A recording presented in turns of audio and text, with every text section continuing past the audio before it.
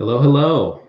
Good morning to all of our viewers. We're going to take a couple minutes here just to make sure that the seats fill, and then we'll get started. So, drink some coffee, eat some waffles, whatever you need to do, and I'll kick it off in 1 minute and 12 seconds. How's that?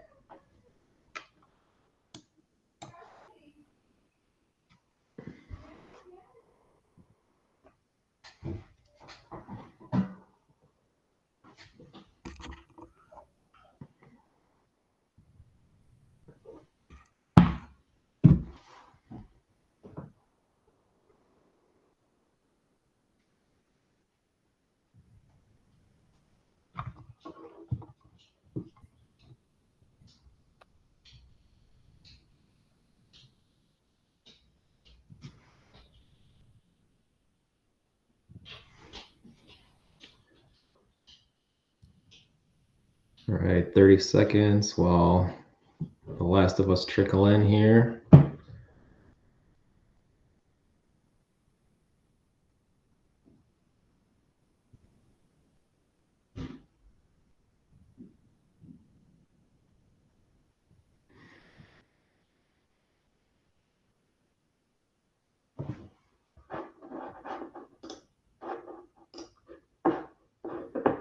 Okay, all right. I think we're good. So, Adam, Tomas, give me a thumbs up. We're ready to go. Well said.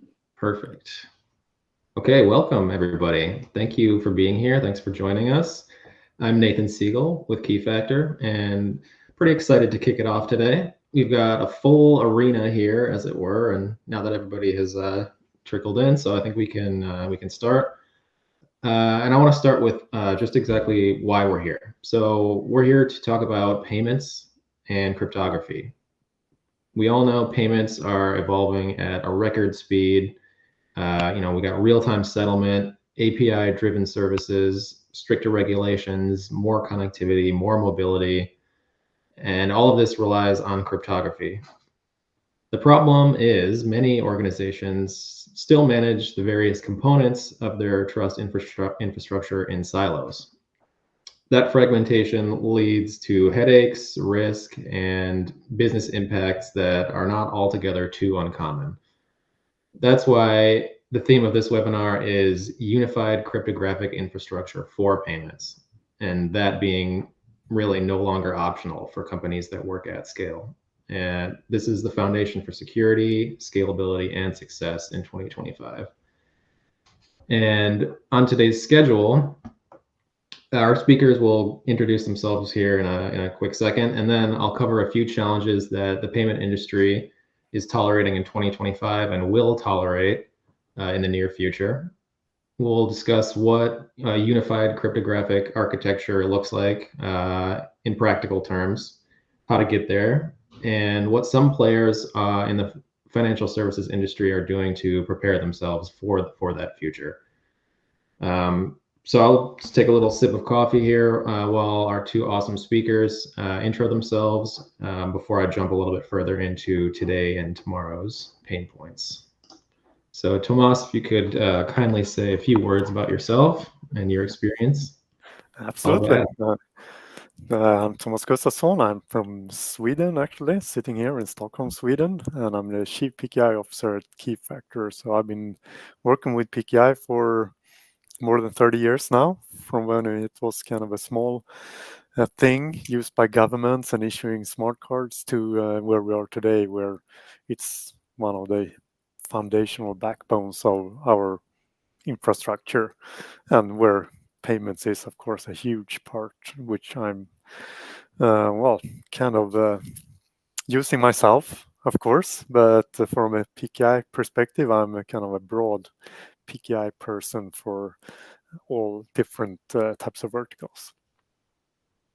Wonderful. And Tomas, it's great to share a virtual stage with you as always here. And I guess first, before I introduce myself, I wanted to say thank you, Nathan, Tomas, and the whole Keyfactor team for helping to put this together. These conversations are always fun to have and always fun to dive into some of these unique areas that are impacting so many different people across different industry verticals. Even though we're just talking about payments today, I think the conversation and the concepts behind it really are going to have a lot of applicability beyond that. Just for a quick introduction of myself, my name is Adam Kaysen. I'm FutureX's Vice President for Global and Strategic Alliances. So I've been in the industry for a little while, about 16 years or so myself here at FutureX. So Tomas, I don't quite meet your level of tenure, but we're catching up here. So I look after FutureX's overall global channel and technology partner ecosystem, work with a lot of our strategic accounts worldwide, really as they explore their next generation payment security, data protection, PKI and certificate authority strategies, and just how they go about deploying this in a unified strategy, working with FutureX, working with its partners like Keyfactor. And I'm excited to be here today. I think we're going to have a lot of good conversation, and I'm looking forward to seeing where things go. Yeah, absolutely. Thank you. We're excited too. And with that, I want to get into a little bit about what we're actually going to discuss here. So the modern payment crypto challenge. What's happening in today's modern world? What are the external and internal pressures facing payments in particular? I would say, at Keyfactor, we know that the top theme for payments, and like you said, not only payments, but most other industries that are using digital identities, is connectivity. And connectivity means complexity, and they're one for one. We know that workloads are multiplying. We know that endpoints are multiplying. APIs and microservices are relied upon en masse, and least of all, customer demands for convenience and mobility are multiplying, as their expectations, as the bar keeps getting raised. So all of this makes it very, very difficult to just chase after certificates, right? And that's like the baseline issue that we're running into here. It's management of keys, it's the certificates, and just keeping trust intact, right? So this move to ephemeral workloads and containers, this demands a lot from PKI in terms of scale, and all this is coming at a time when regulations are more complex and more vigilant than ever. We have DORA, we have PCI, we have NIST and NIST2. NIST is looking after these evolving post-quantum concepts, and so this is a new concept for some, but cryptographic agility, for example, it's the need to stay on your toes when it comes to control over your algorithms and your cryptographic assets and your inventory. And as it turns out, this is a pretty big ask, and it's coming on top of all of the other regulations that have already existed and are already so demanding. Another external threat, of course, is threat actors themselves, who are already working overtime to get in the middle of our authentication processes, harvest data now for the purpose of decrypting it later, and more. All this is to say that right now in 2025, the pressure is on for payments. And so, this is a good opportunity. If, Adam or Thomas, if you have anything more to chip in here, that would be awesome. There's a lot to talk about, especially in terms of pain. I think you would agree. Yeah, one of the things, just to maybe start out and have share some of my own mental framework for how I'm looking at this topic in general is, today we're talking about payments, and we're talking about crypto agility, we're talking about PQC, we're talking about how organizations in the payments ecosystem can manage that. But something I've always found to be interesting is that payments, in a lot of ways, when it comes to crypto agility, has kind of led the way simply because of the structure of the industry.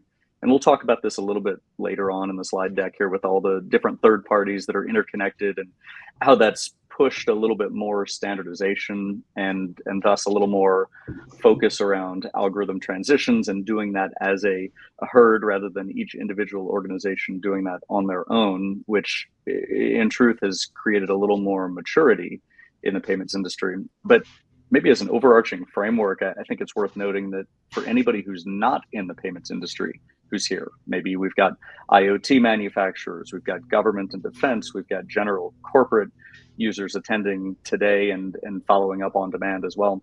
all the concepts that we're going to go through today really have cross-industry applicability, and exploring that I think is pretty fun, pretty interesting. Yeah, well put. And I think kind of considering the financial industry has always been under immense fraud pressure, right? We all know that, and they've been been there for a long time. When I started, we used RSA 512. So in the industry has migrated to RSA 768, 1024, for 2048, etc. And elliptic curve cryptography has always been a kind of a side of algorithms always have to be updated. It's maybe the difference here with PQC is that it's a even larger kind of time pressure on that. The systems are larger than ever, and the compliance drivers are very time constrained, and the risks are higher than they ever been, you might say. And maybe the kind of technical challenges are a bit special as well, which makes this, well, from a PKI nerd's perspective, interesting, of course. And it's very interesting to work in this field right now. Oh yeah, well, I mean, Tomas, I'm not sure if what you've seen from your end, but I know from my perspective, going back in time and in my mind and remembering the transition from like DES to triple DES in the payments industry, like, yes, that was a massive deal within the payments industry, but people outside the industry didn't really give it a whole lot of attention. With PQC, at least what I'm seeing, I'm curious if you're seeing the same thing.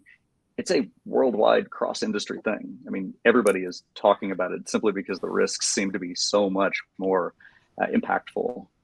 Definitely. And there's a kind of a tighter, there's specific deadlines. There is a kind of a Q day looming there, and with regulators really being on the ball this time. Well, it might speed up too. I mean, that's one of the more interesting things is depending on the pace of innovation and the pace through which things are existing conventional algorithms are proven vulnerable or broken. I mean, that could accelerate things even further. Wake up one day and surprise. Yikes. We still see the financial industry is, from our perspective, or what we see, a kind of first mover in this area, and really on their toes, I would say. Absolutely. Yeah, and kind of going a little bit deeper into PKI specifics. So what we do, or why we have PKI for payments and financial transaction in general, is of course to have to bind entities, because there are a lot of different entities in a payment ecosystem. We have the terminals, we have the card issuers, we have the payment processors, and authenticating everything in this step. And I think one of the things which are interesting is that you also kind of layer things, because there are some things, when you use a credit card, for example, at a retailer, the retailer needs to have access to certain things, to do loyalty card mappings and a lot of things. But the kind of the financial transaction itself is then kind of layered through to the payment processor, and things like the PIN should never be exposed to anyone except maybe the card issuer, which of course sends out the PIN envelope once in a time, and the actual holder of the card. So there are many different pieces of this which are layered, and different actors in the ecosystem need to access to different parts. So there's more than one certificate and cryptographic key involved in such a complex system. Kind of verifying that data hasn't been tampered with during transmission. It's just, well, there's multiple of these transmissions going on for a single transaction, payment transaction. And that kind of brings to one of the things, which are, Adam's going to talk more about, key distribution and things like that. But when it comes to different things, PKI is a very kind of the same solution is actually used for every piece or most every vertical that we deliver PKI to. So even if it's a point of sales terminal or an ATM, from a PKI perspective, it's a device or a machine. So that's why I say kind of it has a machine identity. And that, of course, it also issued in different levels. So you manufacturers who manufacture these devices, they issue certificates on the manufacturing or factory floor, but then when they are taken in production, they get new certificates. And this is kind of similar transactions that also happens in things like smart metering or in the telecom industry. So a lot of similar techniques are used from a PKI perspective. So from our perspective, it's quite IoT-ish, but then there are all the other layers which are have their unique challenges. Yeah, I mean, that's in particular, key distribution is one of the more interesting areas, and I think financial services and payments really led the way in the kind of mid-late 2000s when some of the first remote key distribution solutions for point of sale terminals started coming about. And we've seen that develop, and the market has matured over the years, and now it's kind of just the price of poker, right? You have to have remote key distribution for payment terminals, for ATMs. It's kind of expected out there. But when you look at it, really, like you were saying, it's more of an IoT play in general. Because at the end of the day, the same cryptographic principles are going to be used regardless of whether it's a payment terminal or an ATM or a connected car or a connected toaster oven, right? It doesn't matter. A device is a device, right? And so we've been seeing a lot of maturity in that in the payment space, but also a lot more consumption of key management technology, increasing certificate management responsibilities. I know you guys have been seeing a tremendous amount of that, both in terms of issuing those certificates, but also rotating them as well and managing the overall life cycle. One other thing that's kind of interesting is the TLS connectivity in payments is interesting because traditionally, historically, I guess now in the legacy model with on-premises HSMs, customers expected their HSMs to literally be sitting in the server rack next to their application. There was a cable connecting the two of them, right? So straight right there, literally 1 or 2 rack units away from it. And an auditor could come in and look there. Do you have actually physical security for your stuff? Right. Oh, exactly. I mean, that's why when you look at a lot of HSMs out there, you'll see 2 keys on the side that you have to lock them into the rack, dual control over it, kind of like a nuclear missile, right? You've each got your own key and everything. But as far as the network connectivity, that wasn't really as much a priority historically, but it is now, really in the last 10 years or so with cloud payment HSMs growing in use, and that being kind of the de facto option for a lot of fintechs and a lot of organizations that were born in the cloud. They have to have mutually authenticated encrypted TLS between their application and their HSM, because the application might be, let's say, running inside a cloud provider or a hyperscaler, and then they've got to connect out to the cloud payment HSM provider, perhaps in a different data center that undergoes all the various PCI certifications, PIN, P2PE, DSS, et cetera.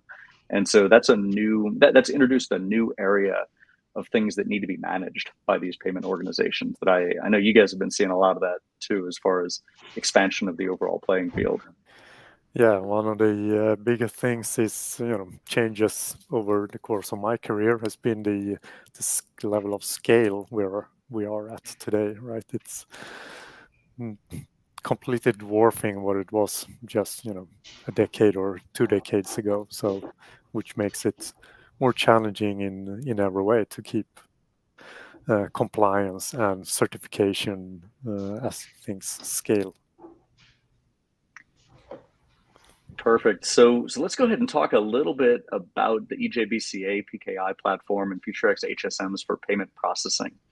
So there are a few areas that are pretty important to talk about here, and some of these I'll skim over a little bit because we hit on a few of them already. But really, the 2 main areas that organizations focus on that this joint solution here helps fulfill is both fraud prevention. I mean, that's at the end of the day, that's why people buy this technology, is to remain secure, to reduce and mitigate fraud risk and to prevent both external and internal threats from risking their data and their customers' sensitive data. And then you've got compliance, and that's one that has been really interesting to see, because in the payments industry, PCI, the PCI SSC, or the Payment Card Industry Security Standards Council, has been developing standards for the use and processing and storage of cardholder data for a very, very long time now. And they've got quite a few different standards that have an impact on the industry related to handling of PIN data, handling of key distribution, handling of mobile payments, and 3D Secure, and payment application certification, and all sorts of different things. And it's become very, very comprehensive, and I think has done a really good job of helping lift the overall security of the industry. What's interesting as well is that there are several other certifications or legislative requirements around data privacy and digital signing, and even algorithm development, like you see with NIST, with what they did with the post-quantum cryptography standardization process, that are kind of working hand in hand together. There's a lot of crossover, and we see this at Futurex being involved in a lot of these different standards bodies. The amount of kind of rhyming between different standards is, I think, a good thing, and the amount of influence that any one has over the other. And so when it comes to the end customer experience, the end user experience, I think it's important to know which legislative or compliance requirements do you have to fulfill, which ones are non-negotiable, and then which ones maybe aren't mandatory, but are ones you might want to look at for inspiration, for best practices. And so just keeping this, as well as your overall goals of fraud prevention, in mind when you're looking at these types of environments, I think is pretty important. Yeah, that's a great point, that a lot of regulations can give good or best practice, as you say, even if you're not kind of officially bound to them, because that makes, of course, our products are aligned and integrates well for everything, like classic cryptography for payments and for non-payments, and the future post-quantum cryptography standards that are coming up. But then it makes kind of customers' lives easier if they go for the best practice, because there are always nuances in things. So following those and being compliant, because for us in this, we see compliance as one of the biggest drivers currently for the post-quantum cryptography migration. It's just one thing, and the financial industry is definitely leading that compliance drive with PCI, DORA, and other regulations. So it's very important for us together to be on our toes and to integrate to make it easier for customers to be compliant. Absolutely. So just to touch a little bit, and then I'm going to let Tomas take the important stuff here, because I will very quickly be over my head as soon as I see diagrams with lines and dashes and things like that. I say, oh, this is man, where's someone else for this, right? But maybe just to start a little bit on this slide and talk about the overall Keyfactor and Futurex ecosystem. And we've got a lot of overlap. We've got a lot of areas where the organizations walk hand in hand together here as it relates to payments. And some of these use cases we talked about at the beginning of this presentation, in particular dealing with TLS connectivity between the payment application and the HSM, dealing with TR34 key distribution. Basically, for those who don't know, TR34 is a key wrapping mechanism that was developed in order to have a standardized way of transferring keys asymmetrically using a PKI to endpoint devices. Most commonly, those devices are payment terminals, but there are a lot of applicable use cases beyond that in the IoT space as well. And then also payment processing in general. So EMV, validation, card issuance, all of these different use cases require key and certificate management. And when we talk about this unified ecosystem here, a lot of the use cases we're talking about today, these, as well as soft POS, mobile payments, things emerging in that area, are in the payments world. But something to keep in mind as well is that all of this here, everything you see in this diagram, also has applicability into your overall enterprise PKI, your enterprise certificate lifecycle management strategy as well. So, Tomas, I'll probably turn over to you to go through some of the specifics if you're okay on that. But... Yeah, absolutely. And yeah, if we look at the picture, we see, a bunch of our products listed here. So in the centerpiece there, we have EJBCA, which issues digital certificates, or which are used for machine identities, or well, actually human identities as well, if you want any type of certificate. But a lot of, for payments like keys used in TR34, as Adam knows everything about, and me not so much. But of course, the TLS certificates for connectivity, etc. So there's a lot of certificates issued there. So you need to do that on scale with resilience, high availability, while keeping compliance, etc. So that's what we do with that. And then we have command to actually manage the life cycle and automate things, because as you mentioned, we do things on such a larger scale than we used to do in the past. So automation is critical in order to maintain efficient, or in order to be able to do it. I had already a couple of years ago, I was at a customer who was complaining that a couple of years ago they only had 10 servers and they were issuing certificates manually. Now they had a couple of thousand or 1,000, and they hadn't introduced automation yet, so they were starting to struggle and were seeing the doom coming closer. So, but it's not only about automation for efficiency, it's of course also about monitoring for outages, because simple things like expiring certificates is a big cause of outages, not only in the financial industry, but in a lot of different industries. So we have command there who automates also renewal and make sure that things don't expire unexpectedly, because things get out there.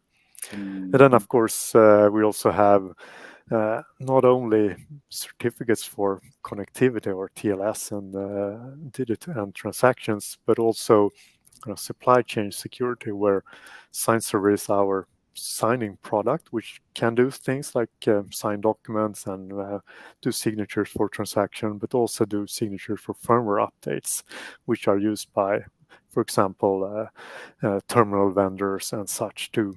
Because today, every IoT device out there needs to be able to, or possible to, get firmware updates, and then those has to be authenticated, which kind of best practice today is using digital signatures. And finally, rooting everything in this solid, compliant root of trust, being an HSM, which is, there's no player in this industry who doesn't use HSMs. So there's a lot of need for HSMs, and we don't. Well, we do test installations without HSMs, of course, but for production, you need resilient, highly available, clustered solutions, which just keeps on going. Yeah, absolutely. And so I'll jump in here to talk a little bit more about the HSM side of things here.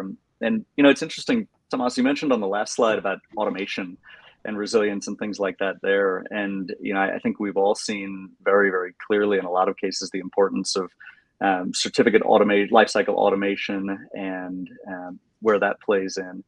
One interesting thing that I've found in the HSM space and in the overall enterprise cryptographic infrastructure space is that automation there is becoming more and more important. Obviously there are some just baseline requirements around HSMs that you need to have in order to play in the payment space. FIPS 140-2 level 3, soon to be FIPS 140-3 level 3 certification, PCI HSM certification for the physical devices themselves.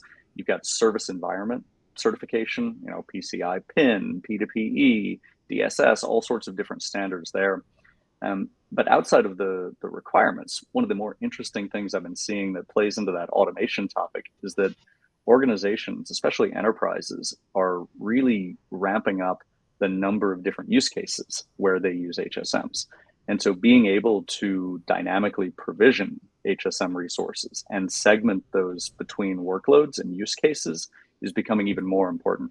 So you might have a single cryptographic ecosystem that's unified across your overall platform, across your enterprise, but you've got different business units. You might segment off your switches and firewalls group from your database administration group, from your cloud key management group. You still need to have unified management of the overall key and certificate lifecycle that's going on there. But maybe you want an individual team to manage the overall infrastructure. That's been a very big trend we're seeing here that I think plays into this pretty relevantly.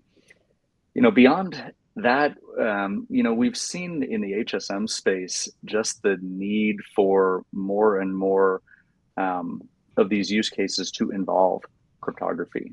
Some people originally asked the question when mobile payments were starting to become more and more of a thing, like, wow, is this going to mean a reduction in the need for strong cryptography backed by HSMs? It's like, well, no, that's actually, funny enough, it's the opposite. When you've got so many devices out there at scale, when you're almost democratizing payments and making this type of functionality available not just to large brick and mortar retailers, but small merchants or craft market vendors or people who traditionally would not be accepting card-based payments. All of a sudden, now that they are, and now that new playing field is opening up for them, you've got a lot more need for this type of technology, and the need to keep that resilient and manage that at scale is even more important. Absolutely. Yeah, thank you. And speaking of use cases, it is impressive the number that we seem to come up with HSMs and Keyfactor here. I'd love if you guys could touch on that a bit. Yep. So kind of starting from the top left, some things that we do, which I mentioned, automating the issuance, rotation, and renewal of asymmetric keys, which are RSA or elliptic curve, or in the future, MLDSA or other new post-quantum algorithms, which are used in all these different exchanges. Yeah, and from my end for this one, for the sake of time, Tomas, I might let you run through some of the high-level ones.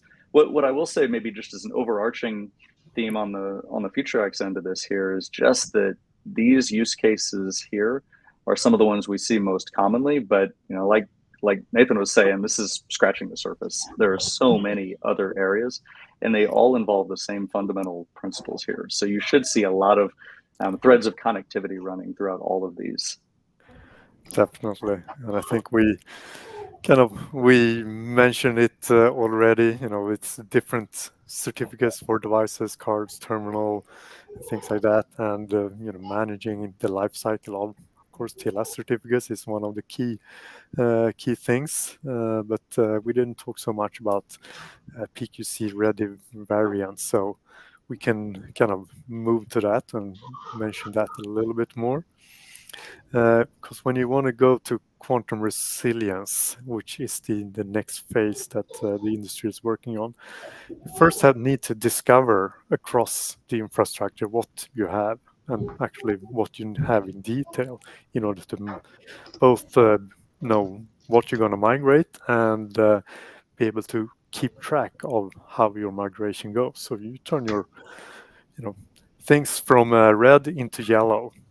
And there are things like hybrid certificates and device credential, which are used for backwards compatibility, where actually the financial industry takes the lead also in things like standardization, where X9 plays a part in standardization, which is one part of crypto agility for specific use cases. If you can be backwards compatible, that means for a very complex ecosystem like the payment industry and financial industry, you can't flip a switch and the whole globe is migrated at once. You have to be able to do it in a kind of transitional way while everything is running as we're used to and nothing ever stops. Yeah, so it's interesting with payments, looking at what what cryptographic agility has meant in practical terms, right? Because this industry has really found a need for strong cryptographic agility. So we've seen in the payments industry transitions from DES to triple DES, from triple DES now to AES. We've seen changes in TLS cipher suites. We've seen hashing method changes.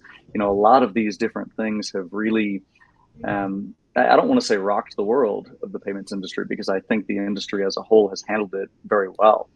But it's something where the need to smoothly transition from one algorithm to another, and the ability to do that in the future without having to completely re-architect your payment applications or completely knock all the game pieces off the table here has been important. You know, what makes it so difficult or such a larger challenge in the payments industry? Well, in any other industry, when you've got one organization managing their own deployment of cryptography for their own internal use cases, when they decide to transition is, for the most part, I mean, legislative requirements and compliance aside, it's basically up to them. If they know that they've got a 2030 deadline and they want to go ahead and migrate now, great, they can do that. They're empowered to do that. In the payments industry, because of the interconnected nature of it, you have so many different entities, you know, processors, card issuers, payment gateways, terminal vendors. I mean, hundreds of different entity types even here. They all have to work synchronously. They all have to be synchronized as they do that. And that's one of the reasons why some of the regulatory frameworks are so important, but also why it's important to be having the conversations like we're having today. And it's all with the goal of being prepared. Yeah, because you don't, this industry, you really don't have control over the other end in no shape or form.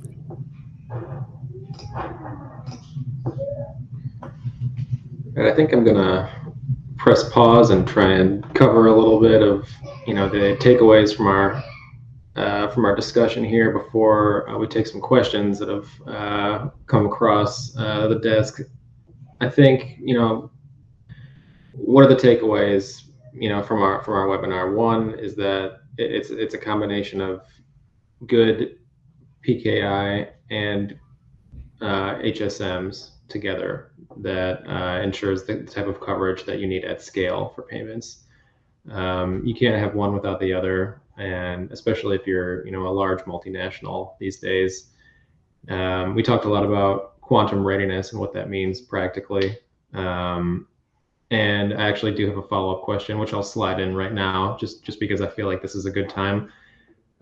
We had somebody ask about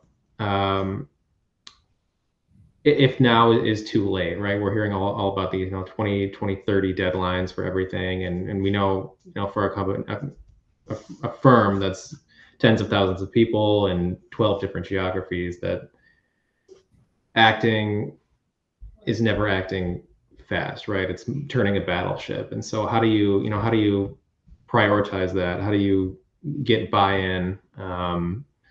Is 2025, 2026, is it too late to get started? As the old saying goes, you know, it was the best time to plant a tree was, you know, a decade ago. Was the second best time. Well, that's now. So I think the same goes.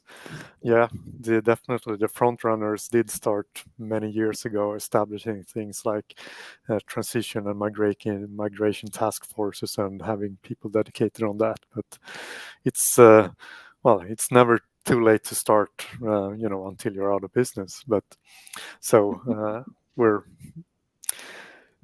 still seeing the technology moves fast. So of course, doing things now is easier than it was a couple of years ago. So if you start now, there's a lot of ground has been covered by the ones who came before you. You also always stand on the shoulder of giants. So it's never too late, but it is definitely a sense of urgency in this.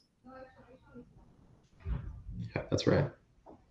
That's right. Thanks, Tomas. And can one of you speak a little bit too about, you know, the other part of that question, which was, you know, if there's no urgency from the top now, but you know there will be? How do you broach the subject to them? How do you set a budget, or get buy-in, because it's coming down the line, and it's going to complicate your job? How do you front run that? How do you get ahead of it? From my perspective, and I've seen this with other market shifts. For example, the shift from on-premises deployments of whatever to the cloud. There's almost a continuum of transition here, right? Where you start out with pure awareness building, right? Making sure people understand, hey, what is PQC, for example? Why do they need to know about it? I think we're getting past that and transitioning to the next stage, which is readiness. And there are a lot of vendors out there who will say, hey, buy my solution, it's going to be great for this, it'll solve all your problems. It's too early for that in a lot of cases, right? If you're going to your board, if you're going to your executive management and you're trying to tell them, hey, this is important, we need to do something and make a plan for it, the first thing that I would suggest to do is just be aware of what you have.